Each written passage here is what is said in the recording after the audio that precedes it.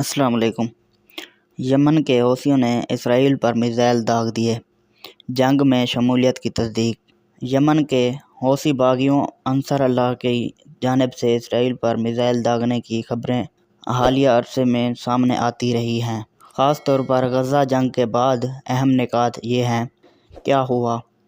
حوثیوں نے دعویٰ کیا ہے کہ انہوں نے اسرائیل کی طرف سے بیلسٹک میزائل اور ڈرونز فائر کیے۔ یہ حملے عام طور پر غزہ میں فلسطینیوں کی حمایت کے طور پر کیے جا رہے ہیں۔ بعض رپورٹس کے مطابق میزائل راستے میں ہی مار گرائے گئے یا اسرائیلی دفاعی نظام نے روک لیے۔ حوثیوں کا موقف یہ ہے: حوثی گروپ نے باقاعدہ اعلان کیا کہ وہ اسرائیل کے خلاف جنگ میں شامل ہیں۔ ان کا کہنا ہے کہ جب تک غزہ میں جنگ جاری رہے گی، وہ حملے جاری رکھیں گے۔ اسرائیل کا رد عمل: اسرائیل نے اپنے دفاعی نظام جیسے ایرن ڈومی اور دیگر سسٹمز کے ذریعے کئی حملے ناکام بنانے کا دعویٰ کیا۔ بعض مواقع پر اسرائیل نے جوابی کارروائی میں یمن کے اندر اہداف کو بھی نشانہ بنایا۔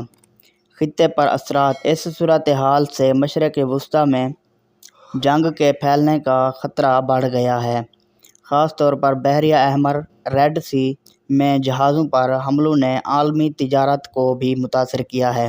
حوثیوں نے اسرائیل کے خلاف کھول کر جنگ میں شامل ہونے کا اعلان کیا ہے اور میزائل حملے کیے ہیں، لیکن زیادہ تر حملے دفاعی نظام کی وجہ سے ناکام بنا دیے گئے۔